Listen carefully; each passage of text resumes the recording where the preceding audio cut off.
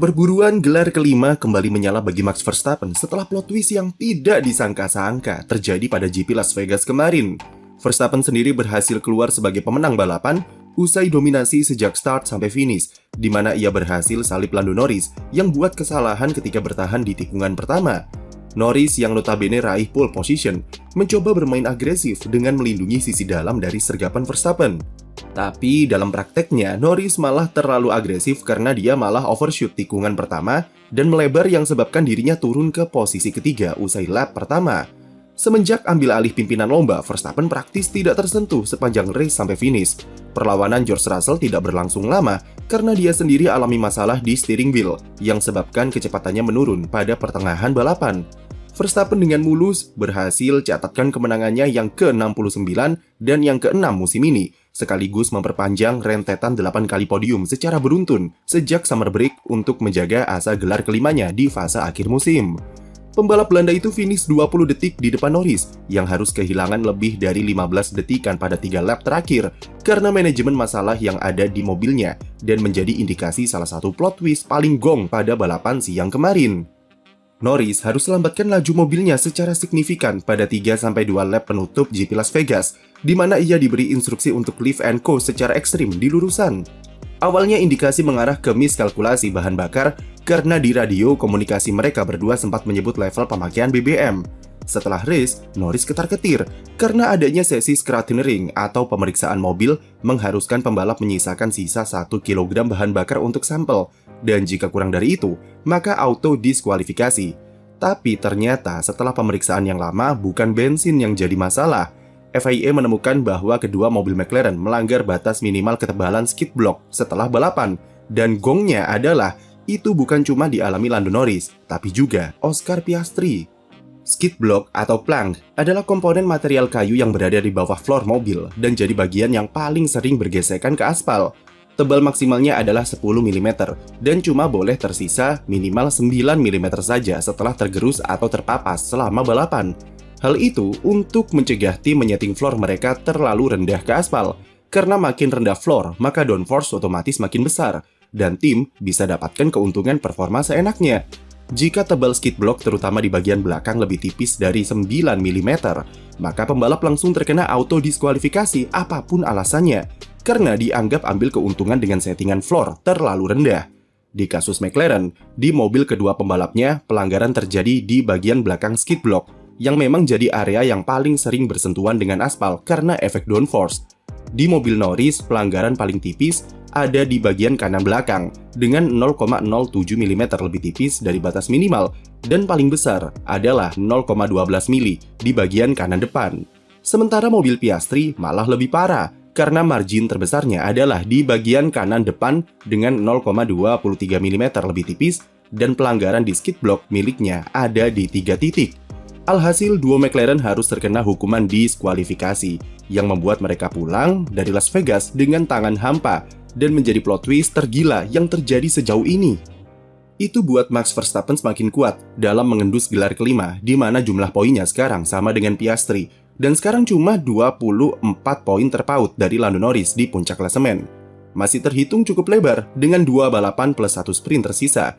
Namun dengan tekanan yang makin besar di pihak McLaren dan apa yang terjadi di Vegas, jelas segala hal masih sangat mungkin terjadi. Andrea Stella dalam pernyataan resmi mengatakan kalau penyebab utama skid block duo McLaren terkikis lebih ekstrim adalah munculnya fenomena purposing yang tidak terduga sepanjang race. Purposing adalah fenomena di mana mobil menjadi sering memantul karena floor yang alami stall secara berulang dan sebabkan skid block bergesekan lebih sering dengan aspal. Purposing merupakan salah satu penyakit di mobil era ground effect yang umum terjadi pada tahun 2022 silam ketika regulasi ini pertama kali diterapkan. Penyebabnya macam-macam, mulai dari karakteristik aero, settingan floor terlalu rendah, downforce terlalu besar, sampai faktor paling umum yaitu aspal sirkuit yang bergelombang atau tidak rata. Di kasus McLaren sebenarnya memang anomali, karena mobil mereka terkenal sangat stabil dan termasuk salah satu pioner desain floor anti-purposing yang bahkan ditiru oleh tim-tim lain pada 2022. Namun di Vegas kemarin sangat terlihat jika Norris serta Piastri mobilnya sering memantul di lurusan karena downforce terbesar dihasilkan ketika mobil ada di kecepatan tinggi. Kombinasi lurusan panjang dan aspal tidak rata disinyalir jadi penyebab kenapa McLaren alami porpoising yang tidak mereka duga terjadi ketika balapan. McLaren juga beralasan jika terganggunya sesi latihan bebas karena red flag di FP2 kemudian masalah telemetri di FP3 membuat tim kurang awas dengan kemungkinan porpoising di Vegas. Padahal sejatinya Lando Norris sudah melaporkan masalah ini kepada tim sejak latihan bebas. Namun entah apa yang terjadi, porpoising masih terjadi ketika balapan dan bahkan lebih parah. Namun apapun alasannya, diskualifikasi tak bisa mereka hindari. Beberapa hal preventif sudah dilakukan tim, terutama kepada Norris. Salah satunya adalah lift and coast extreme yang ia lakukan selama 3 lap sebelum finish dan menyebabkannya kehilangan 15 detik. Skid block sengaja dipasangi sensor thermal yang bisa memberikan tim peringatan kalau gesekannya ke aspal sudah berlebihan. Sensor tersebut tidak memberitahu seberapa banyak kayunya terkikis karena memang dilarang diregulasi, tapi hanya memberi indikasi dari panas kalau gesekan yang terjadi sudah mencapai level ekstrim. Norris berusaha kurangi kecepatan dengan lepas gas di tengah lurusan untuk mencegah downforce mobilnya terlalu besar guna kurangi porpoising. Ini mungkin jadi penyebab kenapa tingkat keausan skid block yang didapat Piastri lebih parah, karena dia habiskan mayoritas balapan dengan full push karena berduel dengan Isaac Hadjar, Charles Leclerc, dan Kimi Antonelli. Bahkan meski dengan bantuan DRS yang harusnya bisa meminimalisir porpoising, tapi kondisi skid block Piastri masih lebih parah. McLaren akan melakukan investigasi soal penyebab porpoising di MCL 39 selama di Vegas, yang kemungkinan besarnya adalah murni faktor sirkuit. F1 memang olahraga yang menuntut tim dan pembalap untuk mencari dan mendorong batas-batas yang dikejar sampai mentok. Sayangnya itu pasti rawan kebablasan juga. Dan kemarin McLaren melanggar batas meski cuma sepersekian milimeter. Ketika pembalap sudah tampilkan performa terbaiknya, McLaren tak henti-henti mempersulit diri sendiri dengan manajemen operasional yang berantakan saat berada di bawah tekanan. Dengan duo McLaren, DSQ, podium runner-up menjadi milik George Russell yang habiskan mayoritas balapan untuk menjaga kondisi mobil dari kerusakan yang lebih parah. Russell alami problem di steering wheel yang diklaim karena dia memaksakan diri untuk mengejar Verstappen di awal balapan, dan itu malah timbulkan masalah di W16 miliknya. Belum jelas detailnya seperti apa, tapi andai saja tidak ada masalah, Russell seharusnya punya peluang untuk duel lebih lama dengan Verstappen jika kita melihat kecepatan Kimi Antonelli sepanjang race. Antonelli start dari posisi 17, dapatkan voucher diskon dari tim Orange, dan membuatnya berhasil naik ke podium ketiga. Antonelli harus memakai ban hard sepanjang 48 putaran usai dia pit stop pada lap kedua ketika virtual safety car diterapkan. Meski pakai ban hard yang lebih dari 40 putaran dan jauh lebih usang, namun kecepatan yang ia tunjukkan sangatlah impresif, terutama di fase-fase akhir balapan. Dikejar-kejar Piastri dan Charles Leclerc, pembalap 19 tahun ini bisa bertahan dengan sangat baik di lurusan dan memanajemen degradasi ban dengan mulus sepanjang lap. Pada 10 lap terakhir, kecepatan Antonelli cuma terpaut 0,3 detikan dari Verstappen yang pimpin balapan dengan ban yang jauh lebih baru, dan itu membantunya menjauh dari kejaran Piastri. Meskipun finish di urutan keempat dan sempat turun ke posisi 5 karena penalti 5 detik yang disebabkan jump start, namun Antonelli akhirnya bisa dapatkan podium ketiganya musim ini.